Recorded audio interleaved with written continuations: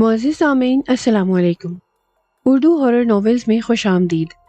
آپ سب سے گزارش ہے کہ میری ویڈیوز کو زیادہ سے زیادہ لائک اور شیئر کر کے میری حوصلہ افزائی کیجیے تاکہ میں اسی طرح اچھی اچھی کہانیاں آپ کے پیش خدمت کر سکوں۔ امیر ہے امیر دسے، امیر سنگی مار دسے، جو کہ ہمارے بیر کی باز سنگھے، کبھی نہ چھوڑوں گھر چھوڑ دوں، گھر کی باس گھر چھوڑ ہمارے پاس، چت دھر لے بڑا نار سنگھ چھوٹا نار سنگھ چاٹا نار سنگھ، بیٹھی ستیاں کولیاں دیں چلتی پھرتی کولیاں دیں، نہ لیا دیں تو بہن بہنوئی کو چھیج پر دھر دے۔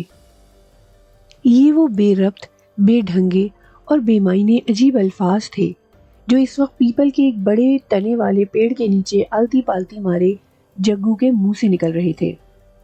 یہ رات کے تقریباً 3 بجے کا وقت ہوگا جب شہر سے تقریباً 3 کلومیٹر کے فاصلے پر ایک سنسان اور ویران جگہ پر موجود اس پیپل کے پیڑ کے نیچے یہ کالے جادو کا عمل جاری تھا۔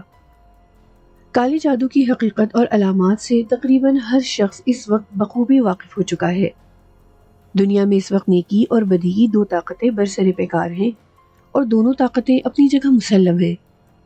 روحانی علم پر پختہ ایمان ہونے کے ساتھ ساتھ ہمیں طاغوتی طاقتوں کا ہتھیار کالا جادو سے بھی کوئی انکار نہیں ہے، کیونکہ ان دونوں طاقتوں کی حقیقت کو ہم قیامت تک نہیں جھٹلا سکتے۔ اپنی اپنی جگہ دونوں ہی کا وجود ہے۔ شیطان اپنے مسلمان چیلوں کو اس طرح کی شکتیاں دے کر انہیں دائرہ اسلام سے خارج کروا دیتا ہے۔ ظاہر ہے ایک مومن آدمی جب اس طرح کے جادو ٹونے کے علوم حاصل کرے گا تو کیا اس کا ایمان باقی رہے گا؟ بالکل نہیں، وہ اسی وقت مرتد یا کافر ہو جائے گا۔ جگو اپنے ماں باپ کا اکلوتا بیٹا تھا۔ اس کے 2 بچے تھے جن میں ایک لڑکی اور ایک لڑکا تھا۔ اس کی بیوی ایک گھریلو سیدھی سادی خاتون تھی جو اپنے عقیدے کی بہت پکی تھی، عبادت کرتی تھی۔ اس کی نسبت جگو ایک انتہائی کام چور اور بیکار قسم کا آدمی تھا۔ اس کی عمر تقریباً 27 سال کے لگ بھگ ہوگی۔ وہ دن رات ہاتھ پیر ہلائے بغیر امیر بننے کے خواب دیکھتا رہتا تھا۔ اس کی خواہش تھی کہ کہیں سے بہت ساری دولت اسے مل جائے اور وہ اسے اپنے خوابوں کی تکمیل کے لیے استعمال کر سکے، لیکن ایسا وہ صرف سوچ ہی سکتا تھا، کیونکہ جو خواب وہ دیکھتا رہتا تھا ان کو پورا کرنے کے لیے ہیلا کرنا ضروری تھا۔ وہ ہڈ حرام سارا دن گھر میں چارپائی توڑتا رہتا تھا۔ اس کی بیکاری اور کام چوری کی وجہ سے اس کے دونوں بچے اسکول جانے سے قاصر تھے۔ اس کی بیوی لوگوں کے گھروں میں کام کاج کر کے اس نکھٹو اور اپنے بچوں کا پیٹ پالتی تھی۔ جگو کے ماں باپ ابھی کچھ عرصے پہلے ہی اس دنیا سے کوچ کر گئے تھے۔ اپنی زندگی میں تو وہ جگو کو کبھی کبھار برا بھلا کہہ بھی دیتے تھے اور اسے کئی بار کام پر جانے کا کہہ چکے تھے، اور 1-2 بار تو خود جگو نے بھی کہیں محنت و مزدوری کر کے کچھ رقم لا کر ان کے ہاتھ پر رکھ دی تھی۔ لیکن اب جب کہ وہ اس دنیا میں نہیں رہے تھے، اس لیے جگو کو بھی کسی بات کا کوئی خطرہ نہ تھا۔ وہ سارا دن صحن میں ایک چارپائی پر لیٹا فلمی گانے گنگناتا رہتا تھا اور وہیں بیٹھے بیٹھے ہاتھ منہ دھوئے بغیر روٹیاں توڑتا رہتا تھا۔ ساس سسر کے مرنے کے بعد 1-2 بار اس کی بیوی نے دبے الفاظ میں اسے گھر میں راشن پانی ختم ہونے کی نوید سناتے ہوئے کوئی کام کاج کرنے کا کہا تو جگو نے اسے گالیوں سے نواز دیا تھا، اور تنگ آ کر وہ چپ ہو کر اسے اس کے حال پر چھوڑ کر خود گھر چلانے کے لیے گھر سے نکل کر لوگوں کے گھروں میں ایک ملازمہ کی طرح کام کاج کرنے لگی، اور اس طرح 2 وقت کی روٹی نصیب ہونے لگی تھی۔ رات کا پچھلا پہر ہوگا جب گلی کے اندر چلتے ہوئے ایک عجیب و غریب حلیے کے شخص کو دیکھ کر گلی کے کتے بھونکتے ہوئے اس کے تعاقب میں تھے۔ اس شخص کے جسم پر اوور کوٹ نما ایک لمبا سا کوٹ تھا اور اس کے چہرے پر لمبا سا گھونگھٹ کھچا ہوا تھا۔ اس کے دونوں ہاتھوں پر سفید رنگ کے داستانے تھے اور پاؤں میں فوجی بوٹ۔ اس کی رفتار گلی کے آخری نکڑ کی جانب تھی۔ رات کا سناٹا ہونے کی وجہ سے گلی میں کوئی نہیں تھا سوائے ان کتوں کے۔ اس شخص کے حلیے میں صرف ایک بات حیرت ناک تھی کہ جب وہ قدم اٹھاتا تھا تو اس کے پہلے اور آخری قدم کے درمیان 3 فٹ کا فاصلہ پیدا ہوتا تھا، حالانکہ ایک نارمل انسان کے چلنے میں زیادہ سے زیادہ 1 فٹ کا فاصلہ رہتا ہوگا۔ لیکن اس شخص کی عجیب چال دیکھ کر بہت خوف محسوس ہوتا تھا۔ وہ زمین پر یوں چل رہا تھا جیسے ایک عام آدمی۔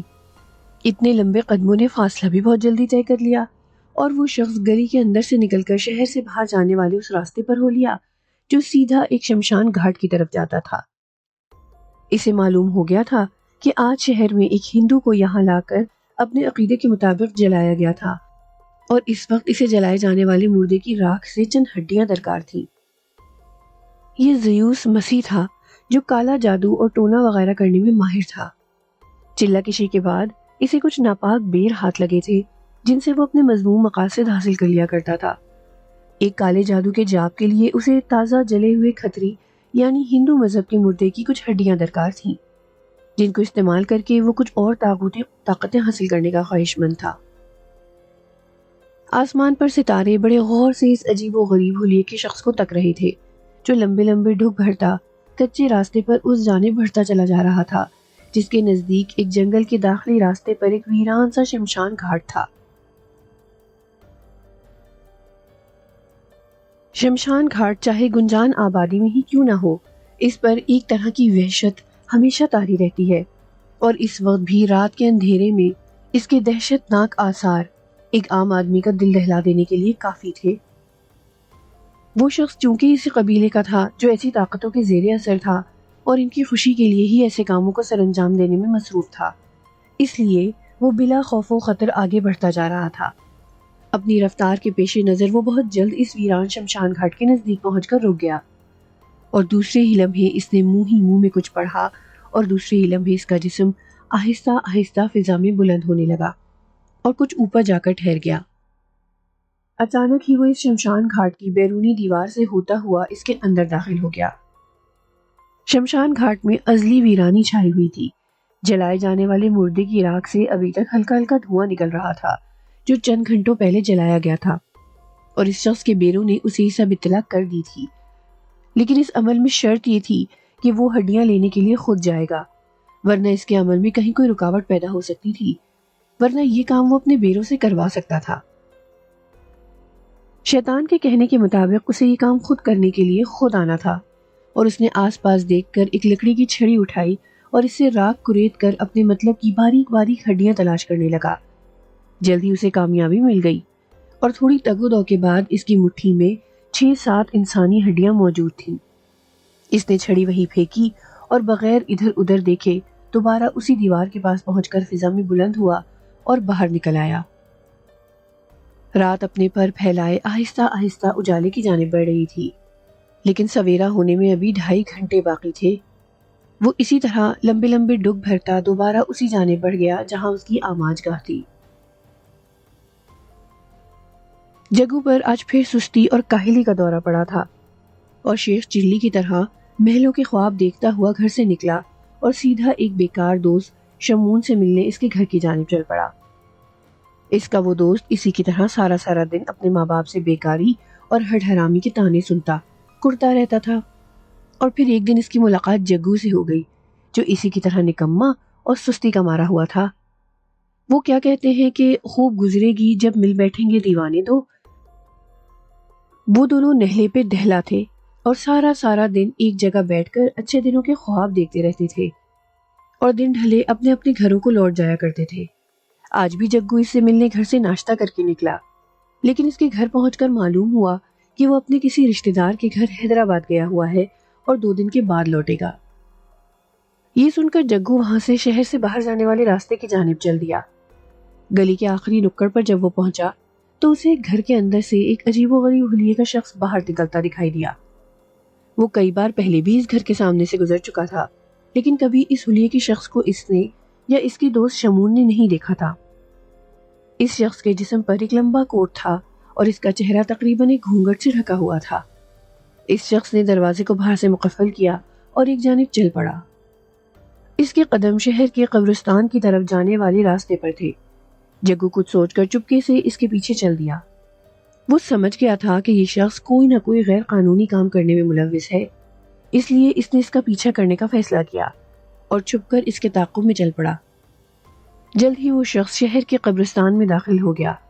درختوں اور جھاڑیوں کی بہتات کی وجہ سے وہ کبھی کبھی اس کی نظروں سے اوجھل بھی ہو جاتا، لیکن جگو برابر اس پر نظر رکھے ہوئے تھا۔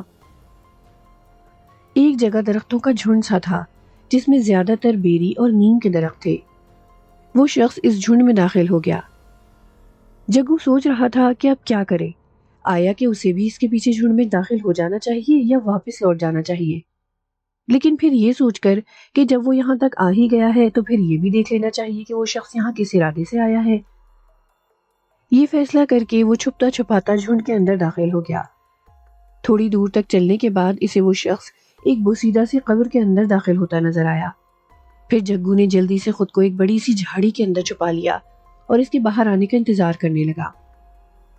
اسے زیادہ دیر انتظار نہ کرنا پڑا اور وہ شخص اپنے ہاتھ جھاڑتا ہوا قبر سے برآمد ہوا۔ اب اس کے چہرے پر گھونگھٹ ہٹا ہوا تھا۔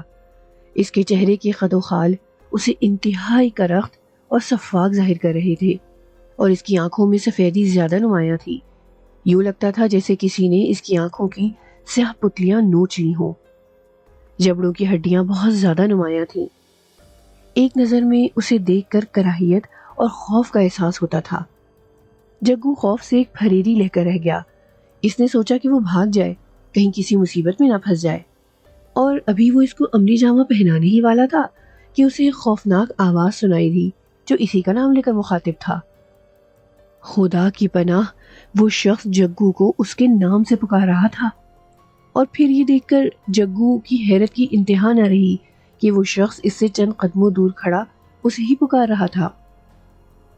جگو حیرت سے آنکھیں پھاڑے اس کی طرف دیکھ رہا تھا جو اتنا فاصلہ اتنی جلدی طے کر کے اس کے سر پر آن پہنچا تھا۔ جگو کے جسم پر ایک لرزہ سا طاری تھا اور بدن اس طرح ہو گیا تھا کہ جیسے کاٹو تو لہو نہیں۔ شاید وہ اسی طرح بے حس رہتا کہ اچانک اس شخص نے قریب پہنچ کر اسے جھنجھوڑ دیا اور وہ دوبارہ ہوش کی دنیا میں لوٹ آیا۔ لیکن اسے اتنا قریب دیکھ کر جگو کے منہ سے چیخ نکل گئی، جسے سن کر آس پاس کے درختوں پر پرندے گھبرا کر اپنے گھونسلوں سے نکل کر باہر کھلی فضا میں پرواز کر گئے۔ اس عجیب حلیے کے شخص نے نہ جانے جگو پر کیا پڑھ کر پھونکا کہ وہ ایک روبوٹ کی طرح اس کے پیچھے پیچھے چلنے لگا، اور جلد ہی وہ قبرستان کی حدود سے نکل کر اسی شخص کے ساتھ گھر کے اندر داخل ہو گیا۔ یہ ایک چھوٹا سا کمرہ تھا جس کے وسط میں ایک کوئلوں کی انگیٹھی رکھی تھی، جس میں سے جو دھواں نکل کر کمرے میں پھیل رہا تھا اس میں گوگل اور لوبان کی بدبو سے دم گھٹ رہا تھا۔ کمرے کی دیواروں کا رنگ گہرا سرخ تھا اور اس میں موجود اکلوتی کھڑکی پر گہرا سیاہ پردہ تنا ہوا تھا۔ ایک طرف ایک پانی کا مٹکا اور ایک عدد مٹی کا گلاس بھی رکھا ہوا تھا۔ ایک جانب کھجور کے پتوں سے بنی ہوئی ایک چٹائی کے علاوہ کمرہ دیگر سامان سے عاری تھا۔ اس عجیب حلیے کے شخص نے جگو کو اشارے سے اس چٹائی پر بیٹھنے کو کہا، جسے اس نے بغیر کسی چوں چرا کے تعمیل کرتے ہوئے براجمان ہونے میں ہی عافیت جانی۔ اس شخص نے جیب سے ایک پاؤڈر نکال کر اسے سامنے موجود انگیٹھی میں چھڑک دیا، جس سے کم ہونے والی ایک ناگوار بو دوبارہ بدبودار فضا میں تبدیل ہو گئی۔ اس نے اپنا لمبا اوور کوٹ اتار کر ایک جانب اچھال دیا اور خود جگو کے سامنے بیٹھ کر اس سے مخاطب ہوا۔ ہاں، اب بتاؤ کہ تم میرا پیچھا کیوں کر رہے تھے؟ اس کے لہجے میں نہ جانے کیا تھا کہ جیسے جگو کو اپنے سینے میں یوں محسوس ہوا جیسے کسی نے برف کی بنی ہوئی سلاخ اس کے سینے میں گھونپ دی ہو۔ میں نے اس سے پہلے کبھی آپ کو یہاں نہیں دیکھا، کون ہیں آپ؟ الٹا جگو نے اس سے سوال کیا۔ وہ شخص بغور اس کی طرف ہی دیکھ رہا تھا۔ اس کے جواب میں بولا، میرا نام زیوس ہے اور میں عیسائی مذہب سے تعلق رکھتا ہوں، کالا علم اور کالا جادو جانتا ہوں، لیکن میں نے اس سے پہلے آپ کو کبھی نہیں دیکھا۔ دوسرا، آپ کا حلیہ ایسا تھا کہ مجھے تجسس ہوا اور میں آپ کا پیچھا کرتا ہوا قبرستان تک جا پہنچا۔ جگو نے دوبارہ کہا، بالکل نہیں دیکھا ہوگا، میں صرف کام کے وقت ہی گھر سے باہر نکلتا ہوں اور دن میں صرف مجبوراً بہت اہم کام کے سلسلے میں باہر نکلنا پڑا، لیکن مجھے قبرستان میں پہنچ کر میرے بیروں نے تمہارے بارے میں بتا دیا تھا کہ تم پیچھا کرتے ہوئے قبرستان تک پہنچ گئے ہو۔ کسی کے بارے میں مکمل چھان بین یا پتہ لگانے کے لیے کالے علم کا ایک عمل لونا چماری کرنا ہوتا ہے، لیکن چونکہ مجھے ابھی اس کی ضرورت نہیں تھی، لیکن صرف تمہاری موجودگی کا پتہ میرے بیروں نے مجھے دے دیا تھا۔ مزید تفصیلات کرنے کے لیے مجھے وہ عمل کرنا پڑتا، پھر مجھے تم سے کچھ پوچھنے کی قطعی ضرورت نہ تھی۔ زیوس نے جواب میں پورا لیکچر جھاڑ دیا تھا۔ وہ دیکھنے میں جتنا بھیانک اور پراسرار لگ رہا تھا، اس کے بات کرنے اور لہجے سے شائستگی اور نرمی ٹپک رہی تھی۔ جگو جو ڈر سے سہما بیٹھا تھا، اب اسے کچھ حوصلہ ہوا۔ پھر جواب میں اسے اس نے اپنے متعلق تفصیل بتا دی۔ اور جب اس نے بتایا کہ وہ خود بھی عیسائی ہے اور کیتھولک فرقے سے تعلق رکھتا ہے تو زیوس یہ سن کر چونکا اور پھر بڑے غور سے اس کے حالات سن کر سر ہلاتا رہا۔ پھر جگو کے خاموش ہونے پر اس نے منہ ہی منہ میں کچھ پڑا اور کمرے کے ایک کونے میں پھونک دیا۔ دوسرے لمحے اس کونے میں دھواں سا چکراتا ہوا نمودار ہوا جس میں چقندر کی شکل کا ایک بونا تھا جس کے ہاتھوں میں پھلوں سے بھری ایک ٹرے تھی۔ وہ اس نے زیوس کے سامنے رکھی اور فوراً غائب ہو گیا۔ زیوس نے ٹرے اٹھا کر جگو کے سامنے رکھ دی اور اسے کھانے کے لیے کہا۔ جگو کے تو وہم و گمان میں بھی نہ تھا کہ کالے جادو سے ایسا بھی ممکن ہے۔ وہ کبھی پھلوں کی جانب دیکھتا اور کبھی اس کی طرف، اور پھر دوبارہ زیوس کا اشارہ پاتے ہی اس نے سامنے رکھے پھل کھانے شروع کر دیے اور چند منٹوں میں اس نے اچھی خاصی پھلوں سے بھری ٹرے خالی کر دی۔ پیٹ پر ہاتھ پھیرتے ہوئے جگو نے زیوس سے کالا جادو سیکھنے کا شوق ظاہر کیا جسے زیوس نے کچھ سوچنے پر قبول کر لیا اور پھر اسے کل اپنے گھر آنے کا کہہ کر اسے واپس بھیج دیا۔ دوسرے روز جگو اپنے گھر سے نکل کر زیوس کے گھر میں داخل ہو گیا۔ سیدھا چلتا ہوا اسی کمرے میں پہنچ گیا جہاں زیوس اس کا انتظار کر رہا تھا۔ چونکہ زیوس نے اسے آنے کے لیے خود بلایا تھا اس لیے گھر کا دروازہ بھی کھلا ہی چھوڑ دیا تھا۔ جگو کو گھر کے اندر آنے میں کوئی پریشانی نہ ہوئی اور اسی نتیجے میں وہ اس وقت اس کے سامنے آلتی پالتی مارے بیٹھا تھا۔ کمرہ اسی طرح لوبان اور گوگل کی بو سے اور دھوئیں سے بھرا ہوا تھا، لیکن اس وقت اس انگیٹھی کے سامنے ایک سفید خرگوش ایک پتلی سی اور مضبوط رسی سے بندھا ہوا تھا جو اچھل کود کر خود کو اس قید سے آزاد کروانے میں لگا ہوا تھا، اور دیکھنے میں وہ بہت خوبصورت اور بھلا لگ رہا تھا۔ لیکن بیچارہ اپنی دردناک موت سے بے خبر اپنی آزادی کی جنگ لڑنے میں مصروف تھا۔ زیوس نے جگو کے بدن سے قمیض اتار کر ایک طرف رکھ دی تھی اور وہ ننگے بدن سے آلتی پالتی مارے ایک سادھو کی طرح چٹائی پر بیٹھا آنکھیں پھاڑے اپنے سامنے موجود اچھلتے خرگوش کو دیکھ رہا تھا۔ اس کی سمجھ میں نہیں آ رہا تھا کہ زیوس اس خرگوش کا آخر کیا کرے گا، اور پھر جلد ہی اسے اپنے سوال کا جواب مل گیا۔ زیوس نے ہاتھ لمبا کر کے اس رسی سے بندھے خرگوش کو گردن سے دبوچا اور ایک ہی جھٹکے میں اس کی گردن میں اپنے دانت گاڑ دیے، اور جگو کا یہ دیکھ کر حال برا ہو گیا کہ زیوس کے دونوں جبڑوں کے کونوں سے دو نوکیلے دانت باہر نکل آئے تھے جو اس وقت اس خرگوش کی گردن میں پیوست تھے، اور زیوس غٹا غٹ اس کا تازہ خون پینے میں مصروف تھا۔ چند لمبے لمبے گھونٹ بھرنے کے بعد زیوس نے وہی خرگوش جگو کی جانب کر کے اسے بھی اس کا خون پینے کے لیے کہا، مگر جگو جو اپنی پھٹی آنکھوں سے بھیانک منظر دیکھنے میں مصروف تھا خرگوش کو اپنی جانب کرتا دیکھ کر ایک جھٹکے سے اچھل کر پیچھے کی جانب گرنے لگا، پھر یکدم خود کو سنبھالتے ہوئے انکار میں گردن ہلا دی۔ یہ دیکھ کر زیوس نے بڑے خوفناک انداز میں اس کا خون پینے کے لیے دوبارہ کہا۔ اس کے لہجے میں نہ جانے کیا تھا کہ جگو نے فوری اس کے ہاتھ سے مردہ خرگوش لے کر اپنے دانت اس کی گردن میں پیوست کر دیے۔ اسے یہ سب عجیب لگ رہا تھا، لیکن زیوس کے کہنے پر کہ وہ اسے تمام کام کرنے پڑیں گے جو اسے دنیاوی دولت سے مالا مال کر دیں اور اسے ساری زندگی کوئی کام نہیں کرنا پڑے گا۔ جگو جو سدا کا سست اور نکما تھا، اسے جب پیسے ملنے کی نوید ملی تو اس نے بھی چاروں ناچار وہی کچھ کرنے کا پکا ارادہ کر لیا جو زیوس نے اسے پہلے دن اچھی طرح سمجھا کر اس کے گھر بھیجا تھا۔ زیوس نے پہلے دن کا سبق جگو کو پڑھا دیا تھا، اور پھر مسلسل 2 ہفتوں کی تربیت کے بعد جگو کو یوں محسوس ہونے لگا جیسے کوئی ہر وقت اس کے ساتھ ساتھ رہنے، چلنے اور سونے لگا ہو۔ اس کا ذکر اس نے زیوس سے کیا تو وہ ایک مکروہ اور پراسرار ہنسی لبوں پر لانے کے بعد بولا، یہ سب وہ بیر ہیں جو 2 ہفتوں میں جگو کی محنت کی کمائی ہیں۔ اگر وہ اسی طرح دل لگا کر کالا جادو سیکھتا رہا تو ایک دن کالے جادو کا بادشاہ بن جائے گا۔ زیوس کے پاس جگو کو تقریباً 2 ماہ سے زیادہ کا عرصہ بیت گیا تھا، اور اس دوران اس نے ہر وہ کام اس کے کہنے پر سر انجام دیا تھا جس کا زیوس نے اسے کرنے کو کہا تھا۔ اس میں گندگی کھانے سے ایک معصوم بچے کی بھیٹ جو اس نے شیطان کی نظر کی تھی شامل تھی، جس کے عوض شیطان نے خوش ہو کر اسے کچھ پراسرار طاغوتی طاقتوں کا منتر عنایت کر دیا تھا جس کی مدد سے وہ بہت سے اپنے مذموم اور ناپاک مقاصد پورے کر سکا تھا۔ اس نے ابھی اپنی بیوی بچوں کو کالے جادو سے لا علم ہی رکھا تھا۔ گھر میں کچھ پیسے دینے سے گھر کے حالات بھی پہلے سے کچھ بہتر ہو گئے تھے۔ اس نے اپنی بیوی کو یہی بتایا تھا کہ وہ ایک جگہ ملازمت اختیار کر چکا ہے اور جو پیسے وہ گھر دیتا ہے وہ اس کی محنت کی کمائی ہے۔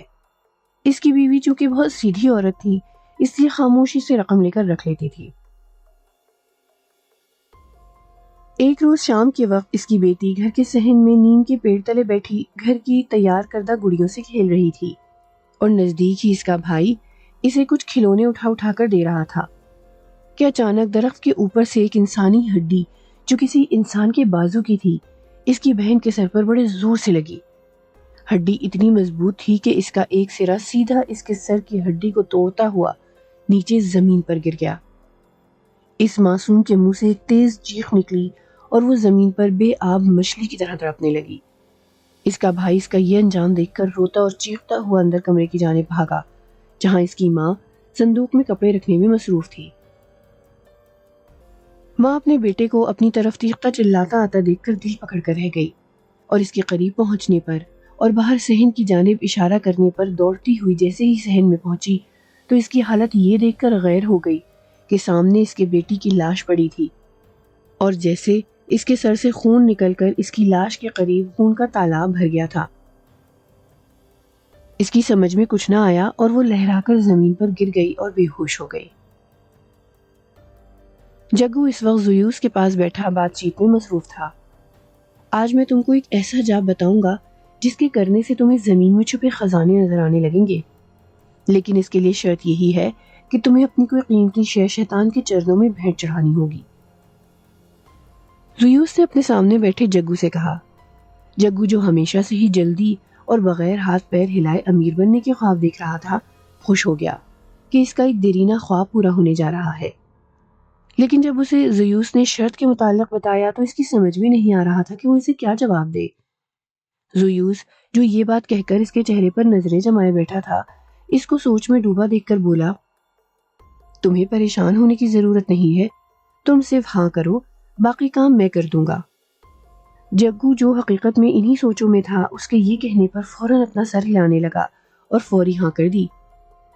یہ سن کر زیوس اسے وہ جاب بتانے لگا جس کے کرنے سے اسے زمینی خزانے دکھائی دینے لگیں گے۔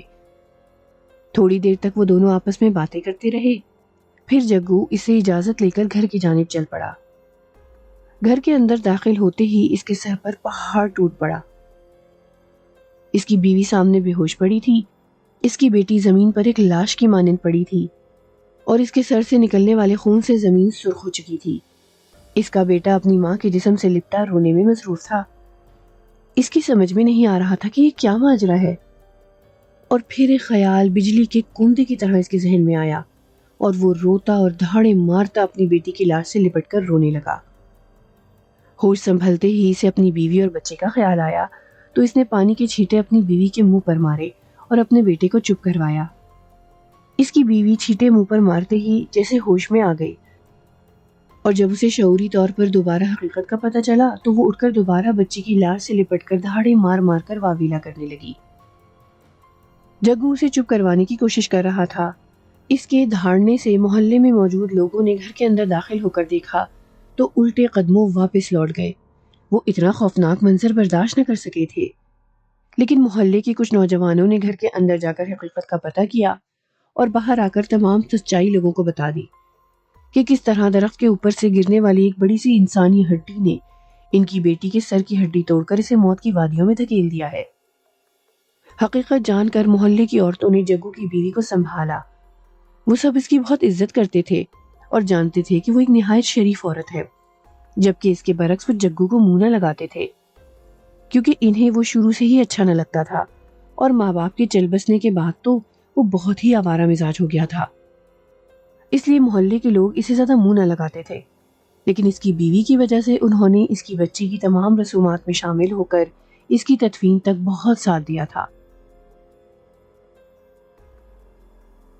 وقت بہت بڑا مرہم ہوتا ہے، اس لیے آہستہ آہستہ جگو کی بیوی نے خود کو سنبھالا اور دنیا داری میں خود کو مشغول کر لیا۔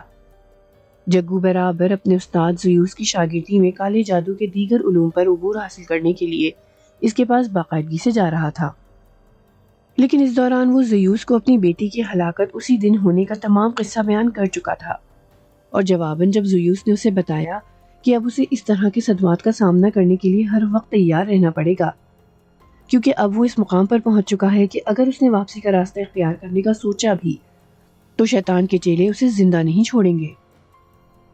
مزید یہ کہ وہ عنقریب بہت سی دولت کا مالک بن جائے گا جس سے وہ اپنی ناپاک خواہشات کی تکمیل کر سکتا ہے۔ جگو چونکہ شروع سے ہی لالچی طبیعت کا واقع ہوا تھا، اس لیے جواب میں اس نے خاموشی اختیار کر لی اور برابر اس کے پاس مزید جادو سیکھنے کے لیے جانے لگا۔ رات کا تقریباً 1 بجا ہوگا جب شہر سے باہر جانے والے راستے پر جگو اپنے کندھے پر کپڑے کا ایک تھیلا لٹکائے کچے پکے راستے پر آگے بڑھتا جا رہا تھا۔ اس کے قدموں سے اٹھنے والی آوازوں سے یوں لگ رہا تھا جیسے اس کے پیروں تلے چھوٹے چھوٹے چوہے کچلے جا رہے ہوں اور اپنے بچاؤ کے لیے چیخ چلا رہی ہوں۔ اس نے سیاہ لباس زیب تن کیا ہوا تھا اور اس کے ہاتھ میں شیشم کی ایک سوکھی شاخ تھی جس کے ایک سرے پر ایک کیل ٹھونک کر اس کے ساتھ ایک سیاہ دھاگا باندھا ہوا تھا جس کے آخری سرے پر ایک بڑا سا گھنگرو بندھا ہوا تھا۔ وہ چلتے ہوئے تھوڑے تھوڑے وقفے سے اپنے اس ہاتھ کو گھماتا جاتا جس میں وہ شاخ تھی۔ اس کے اس عمل سے لمحہ بھر کے لیے خاموشی کا سحر ٹوٹتا اور پھر گہری خاموشی چھا جاتی۔ زیوس نے اسے کالے جادو کا ایک بہت بڑا جاب بتایا تھا جس کے کرنے سے وہ میلوں دور ہونے والی گفتگو کو بآسانی سن سکتا تھا۔ اسے یہ عمل کرنے کے لیے جگہ کی نشاندہی بھی زیوس نہیں کی تھی۔ وہ کالے جادو میں اس قدر پختہ ہو چکا تھا کہ اب اسے اندھیرے یا کسی غیر مخلوق کے سامنے آ جانے سے ڈر نہیں لگتا تھا، کیونکہ اس کے پاس بھی بیر تھے، لیکن کچھ عمل ایسے تھے جن کے کرنے کے لیے اسے اپنے بیروں یعنی موکلوں سے کام لینے کی بجائے خود کرنے ضروری تھے۔ اس لیے جو عمل اس نے آج کرنا تھا اس کے لیے اس کا خود وہاں جانا بہت ضروری تھا، اس لیے اسے جانا ہی پڑا۔ وہ جگہ زیادہ دور نہ تھی، ایک پیپل کا درخت تھا جس کے نیچے ایک چبوترا بنا ہوا تھا جس پر بیٹھ کر اس نے یہ جاپ کرنا تھا۔ ابھی وہ کچھ ہی دور گیا تھا کہ جیسے اسے اپنے پیچھے یوں محسوس ہوا کہ کوئی اس کا ہلکے ہلکے نام لیتا ہوا پیچھے آ رہا ہو۔ پہلے تو اس نے اپنا وہم سمجھا، لیکن جب اسے وہ آواز بہت قریب سے سنائی دی تو وہ حیرت سے ادھر ادھر دیکھنے لگا اور دوسرے لمحے اس کے سامنے کے رخ ایک انسانی کھوپڑی نیچے زمین پر پڑی ہوئی تھی جو اسے مخاطب کر کے اپنی جانب متوجہ کرنے کی کوشش کر رہی تھی۔ وہ باقاعدہ اس کا نام لے رہی تھی۔ جگو نے غور سے سننے کی کوشش کی تو یہی بات سمجھ میں آئی کہ وہ کھوپڑی اسے آگے بڑھنے سے روک رہی تھی۔ اس نے یہ سن کر منہ ہی منہ میں کچھ پڑھ کر ہاتھ میں پکڑی شاخ کا رخ اس کھوپڑی کی طرف کر دیا۔ دوسرے لمحے وہ غائب ہو گئی جیسے کبھی اس کا کوئی وجود ہی نہ رہا ہو۔ جگو نے ابھی دوسرا قدم نہیں اٹھایا ہوگا کہ جیسے ایک دھواں سا چکراتا ہوا اس کے پیچھے نمودار ہوا اور یوں محسوس ہونے لگا جیسے وہ اسے کسی طرف چلنے کا کہہ رہا ہو۔ لیکن جگو نے تیز تیز قدموں سے اپنی منزل کی جانب پیش قدمی کی۔ یہ دیکھ کر اس دھوئیں کے اندر سے بہت سی عورتوں کے ہنسنے کی آوازیں آنے لگی اور پھر کچھ دیر کے بعد اس میں سے رونے کی آوازیں آنے لگی۔ یوں لگتا تھا جیسے بہت سی عورتیں مل کر بین کر رہی ہوں۔ پھر اچانک ایک خاموشی سی چھا گئی۔ اس قدر خاموشی سے جگو بھی پریشان ہو کر ادھر ادھر دیکھنے لگا، لیکن اسے زیادہ انتظار نہیں کرنا پڑا اور اسی دھوئیں کے اندر سے خون کی ایک بوچھار سی برآمد ہوئی اور سیدھی جگو کے منہ پر پڑی۔ یوں لگتا تھا جیسے کسی نے تازہ تازہ بکرا کاٹ کر اس کا سارا خون اس پر انڈیل دیا ہو۔ جگو جو بڑے تجسس سے اس دھوئیں کے اندر جھانکنے کی کوشش کر رہا تھا، اس نئی افتاد پر گھبرا کر ایک جانب گرتے گرتے بچا۔ خون سے اس کا چہرہ بہت بھیانک ہو گیا تھا۔ اس کے ساتھ ہی جیسے آس پاس سے بہت سی بلیوں کے رونے کی آوازیں آنے لگیں۔ یوں لگتا تھا جیسے ہزاروں بلیاں مل کر ادھم مچا رہی ہوں۔ تصور کریں کہ شہر سے دور ایک ویرانہ، رات کا وقت، خوفناک ماحول اور اوپر سے ہزاروں کی تعداد میں بلیوں کے رونے کی آوازیں ایک اچھے خاصے بندے کا دل دہلا دینے والا منظر بن گیا تھا۔ جگو جو خود کالے جادو کو سیکھنے میں کافی عرصہ گنوا چکا تھا، وہ بھی کچھ خوفزدہ لگ رہا تھا۔ جگو نے کچھ دیر سوچا اور پھر منہ ہی منہ میں کچھ پڑھ کر ایک جانب پھونک دیا۔ اس کی اس پھونک نے جیسے جلتی پر تیل کا کام کر دیا ہو۔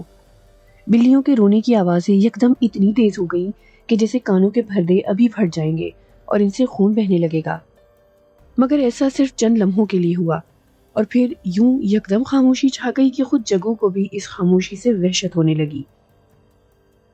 اس نے ادھر ادھر دیکھتے ہوئے اپنا سفر دوبارہ شروع کر دیا۔ اب وہ جلد از جلد اپنی مطلوبہ جگہ پہنچ کر اپنا جاپ شروع کر دینا چاہتا تھا۔ اب تک شاید وہ جاپ شروع کر چکا ہوتا اگر یہ اچانک آفتاب نہ آ پڑتی۔ رات دھیرے دھیرے اپنا سفر ختم کرتی جا رہی تھی۔ چاند آسمان پر چمک رہا تھا۔ ستارے آپس میں سرگوشیاں کرتے زمین پر جاتے ہوئے جگو پر نظریں گاڑے ہوئے تھے۔ تھوڑا اور چلنے کے بعد جگو سامنے نظر آنے والے پیپل کے درخت کے نزدیک پہنچ گیا اور اپنا بیگ چبوترے پر رکھ دیا۔ پیپل کے درخت کا پھیلاؤ بہت زیادہ تھا، جو اس درخت کی عمر زیادہ ہونے کا پتہ دے رہا تھا۔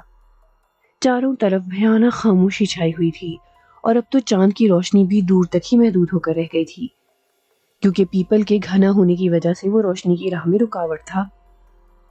جگو نے بیگ سے ایک موم بتی نکالی اور ماچس سے جلا کر ایک طرف رکھ دی، جس سے درخت کے نیچے پھیلے اندھیرے میں تھوڑا سا اجالا پھیل گیا، اور بیگ دوبارہ بند کر کے اس نے آلتی پالتی ماری اور اپنے گرو کا بتایا ہوا جاپ جپنے لگا۔ کھانا وغیرہ وہ گھر سے ہی کھا آیا تھا، اس لیے اس کی پوری توجہ اپنے جاپ کے مکمل ہونے تک لگی ہوئی تھی۔ ابھی اس نے آدھا جاپ ہی مکمل کیا ہوگا کہ اچانک اس کے سر پر جیسے کسی نے اینٹ مار دی۔ یہ اینٹ پیپل کی اوپر شاخوں سے نیچے گری تھی۔ اگر جگو صرف ایک لمحے کے لیے بھی دیر کر دیتا تو شاید یہ اینٹ اب تک اسے جہنم واصل کر چکی ہوتی، لیکن جگو بلا کا تیز نکلا۔ اسے جیسے ہی پتوں کی سرسراہٹ محسوس ہوئی، وہ لپک کر ایک جانب جھک گیا اور اینٹ شائیں کی آواز سے اس کے سر کے اوپر سے گزری۔ لیکن دوسرے ہی لمحے اسے یوں محسوس ہوا جیسے کسی بچے نے روتے ہوئے اس کا نام لے کر پکارا تھا، اور جگو کو یہ سن کر یوں لگا جسے کاٹو تو لہو نہیں، کیونکہ یہ کسی اور کی نہیں، اسی کے بچے کی آواز تھی۔ اور پھر یہ اس کے لیے لمحہ قیامت سے کم نہ تھا کہ اگر وہ جاپ چھوڑتا تو اس کو مزید نقصان کا اندیشہ تھا، اور اگر یوں ہی بیٹھا رہتا تو وہ اپنے مزید نقصان کو بچا سکتا تھا۔ لیکن وہ صرف سر پٹک کر رہ گیا۔ اسے اچھی طرح معلوم ہو گیا تھا کہ اس پر کیا گیا وار خالی جاتے دیکھ کر اس کے جاپ کے موکلوں نے اس کے خاندان کے ایک اور ممبر کی جان لے لی تھی۔ اسے ہر نیا جاپ سیکھنے کے لیے ایک بلیدان دینا پڑ رہا تھا، لیکن افسوس اب جو راستہ وہ اختیار کر چکا تھا اس سے پیچھے ہٹنے کا مطلب تھا کہ خود اس کی اپنی موت، جو وہ بالکل گوارا نہیں کر سکتا تھا۔ اس نے دوبارہ جاپ شروع کر دیا، اور ابھی اس نے جاپ کا مزید آدھا حصہ مکمل کیا ہوگا کہ اسے یوں محسوس ہوا جیسے کوئی اس کے آس پاس لمبے لمبے سانس لے رہا ہو، اور وہ اس کے اس قدر قریب تھا کہ جگو کو اپنے چہروں اور گالوں پر گرم گرم سانسوں کی ہوا باقاعدہ محسوس ہو رہی تھی۔ پھر اچانک جیسے کسی نے زوردار پھونک مار کر چبوترے پر روشن موم بتی کو بجھا دیا، اور دوسرے لمحے چاروں طرف پھر اندھیرے کا راج تھا۔ جگو آنکھیں پھاڑے بڑے غور سے ادھر ادھر دیکھنے کی کوشش کر رہا تھا، لیکن اندھیرے میں کچھ سجھائی نہیں دے رہا تھا۔ جگو نے آہستہ سے بیگ کے اندر اپنا ہاتھ ڈالا اور کچھ ٹٹولنے لگا۔ جلد ہی اس کے ہاتھ میں ماچس تھی۔ اس نے فوراً ایک دیا سلائی جلائی اور دوسرے ہی لمحے اس کے منہ سے ایک خوفناک چیخ نکل گئی۔ جی ہاں، بالکل اس کے چہرے سے صرف 6 انچ کے فاصلے پر ایک انتہائی خوفناک سیاہ چہرہ موجود تھا، جو اپنا بھیانک منہ کھولے اپنا دایاں ہاتھ اوپر اٹھائے اس کے سامنے موجود تھا۔ اس کی انگلیوں میں موجود لمبے ناخن آدھے مڑے ہوئے تھے، اور اس کے کھلے منہ سے نکلے دانت بہت بھیانک منظر پیش کر رہے تھے۔ جگو نے بڑی مشکل سے خود کو سنبھالا، لیکن اس سے پہلے کہ وہ اپنے بچاؤ کے لیے کچھ کرتا، اس بھیانک چہرے والے نے اس کو ایک تھپڑ جڑ دیا۔ جگو کو جیسے ہی تھپڑ لگا وہ دور جا کر گرا۔ وہ خواب میں بھی نہیں سوچ سکتا تھا کہ اسے یوں اچانک وہ چہرہ تھپڑ مار دے گا۔ تھپڑ انتہائی زوردار تھا۔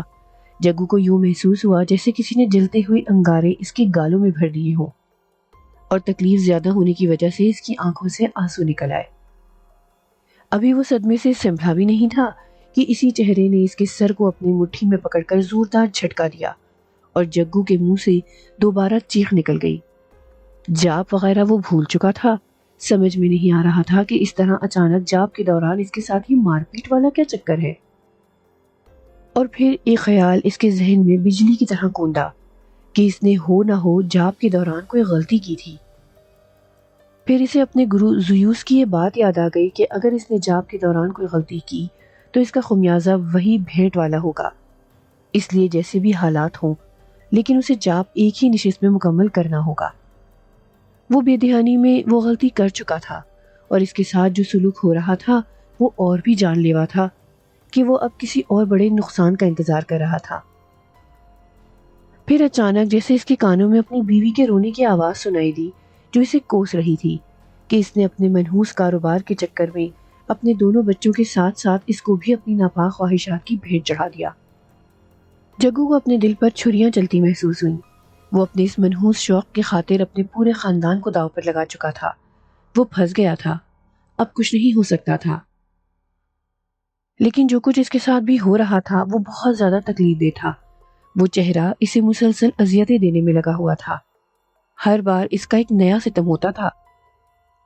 جگو آخر انسان تھا، کب تک اس کی مار سہتا؟ مسلسل مار کھانے کے بعد اور ایک زوردار مکے کی ضرب نے جیسے اس کے سینے کو پھاڑ دیا ہو، وہ لہرا کر ایک جانب گرا اور دوسرے لمحے اس کی آنکھوں میں روشنی نہ رہی۔ اس کا بے جان جسم زمین پر ایک کیڑے مکوڑے کی طرح پڑا ہوا تھا، اور وہ بھیانک چہرہ شاید اپنا کام کر کے غائب ہو چکا تھا، اور دوبارہ چاروں طرف خاموشی کا راج تھا۔ یوں لگتا تھا جیسے یہاں کچھ ہوا ہی نہ ہو۔ زیوس جگو کو بھیج کر خود ایک چلہ کاٹنے میں مصروف تھا۔ وہ جگو کی حفاظت کے لیے اس کی پشت پر تھا۔ اس نے اسے تمام جاب سمجھا کر روانہ کرتے ہی خود اس کو اپنی تصوراتی آنکھ کے ذریعے دیکھ رہا تھا۔ جگو کے چبوترے پر پہنچ کر جاپ پڑھنے تک وہ اسے اپنے ایک علم کے ذریعے بخوبی دیکھ رہا تھا، اور پھر جب جگو نے پے در پے جاپ میں غلطیاں کرنا شروع کر دی تو زیوس سمجھ گیا کہ اب جگو کا بچنا بہت مشکل ہے، کیونکہ اس نے جاپ میں غلطیاں کر کے اپنے ساتھ ساتھ اپنے بیوی بچے کو بھی موت کے راستے پر ڈال دیا تھا۔ اور پھر جو کچھ ہوا تو زیوس اپنے ایک علم کے ذریعے سب دیکھتا رہا، اور جب جگو اس بھیانک چہرے کے ہاتھوں موت کے گھاٹ اتارا گیا تو اس نے بھی افسوس کرتے ہوئے اپنا چلہ ختم کیا اور صبح ہونے کا انتظار کرنے لگا۔ صبح کا اجالا پھیلتے ہی وہ سیدھا اسی جگہ پہنچا جہاں جگو رات بھر ایک لاش کی طرح بے یار و مددگار پڑا تھا۔ چونکہ یہاں زیادہ جنگلی جانور نہ تھے اس لیے لاش محفوظ رہی، ورنہ اب تک لاش کا قیمہ بن چکا ہوتا۔ زیوس نے جگو کی لاش ایک جانب بنے ایک گڑھے میں پھینک کر اس پر مٹی وغیرہ ڈال کر بند کر دیا، اور اس کا بیگ لے کر واپس اپنے گھر کی جانب چل دیا۔ اس کے چہرے پر ایک عجیب سی خباثت پھیلی ہوئی تھی، جیسے ابھی ابھی وہ کوئی انتہائی بھیانک کھیل کھیل کر آ رہا ہوگا۔ زیوس اپنے شیطان کو خوش کرنے کے لیے اور مزید بیر یا موکلوں کے حصول کے لیے رات ایک اور بھیٹ دے چکا تھا۔ اگر آپ کو ہماری کہانیاں پسند آ رہی ہیں تو ہمارا چینل ضرور سبسکرائب کریں، ساتھ ہی ساتھ بیل آئیکن کو بھی دبائیں تاکہ ہماری تمام کہانیاں آپ کو سب سے پہلے مل سکیں۔